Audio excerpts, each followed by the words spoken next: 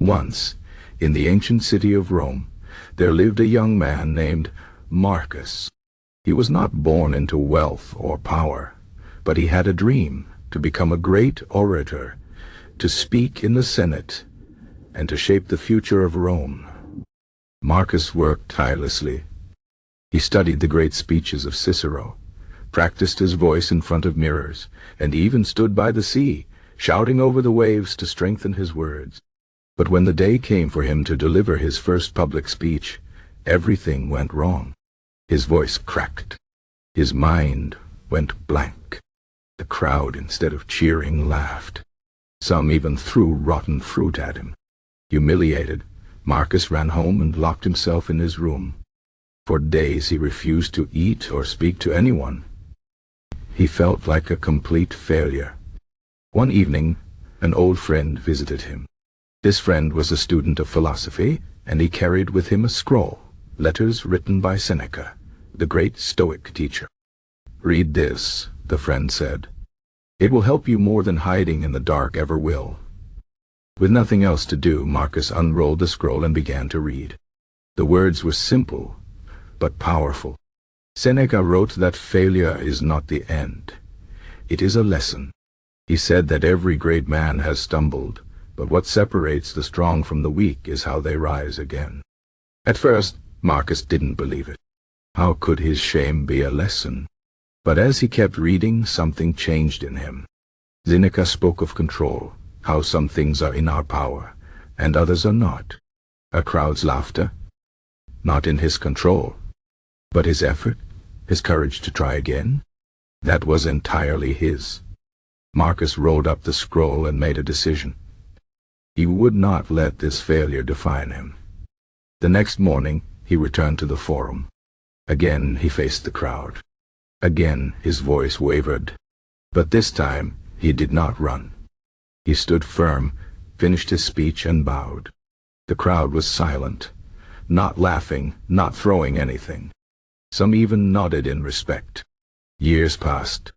Marcus became known not for his perfect speeches, but for his unshakable calm, even when things went wrong. When others panicked, he remained steady. When disaster struck, he met them with reason, not fear. He never became the greatest orator in Rome, but he became something even rarer, a man who could not be broken by failure. One day, a young student asked him, "How do you stay so strong when everything goes wrong?" Marcus smiled and handed him the same scroll he had read long ago. "Failure is not the enemy," he said. "The enemy is believing that failure is the end. The Stoics teach us that every fall is a step forward, if we choose to learn from it." The student, puzzled, asked, "But what if I keep failing? What if I never succeed?" Marcus looked at him and said, "Success is not the absence of failure.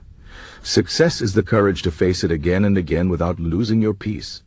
That is how a Stoic handles failure, not by avoiding it, but by mastering it."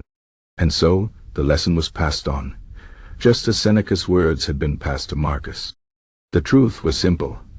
Failure does not define us. Our reaction to it does. A Stoic does not fear failure, because he knows it is not the end. It is the beginning of wisdom. Now, think of your own life. Have you ever faced a moment where everything seemed to go wrong? Maybe you failed a test, lost a job, or disappointed someone you love. In that moment, what did you feel? Shame? Anger? The desire to hide? The Stoic asks a different question. What can I learn from this? What is in my control? The answer is always the same. Your effort, your attitude, your willingness to try again. The rest, the opinions of others, the unfairness of luck, these things are not yours to command. Worrying about them only steals your peace. So the next time failure strikes, remember Marcus. Remember Seneca. Stand firm. Learn. And most of all, remember that no failure can break you unless you let it. That is the Stoic way. That is how you turn stumbling blocks into stepping stones. And with that, the story ends. But the lesson, like the words of the Stoics, lives on.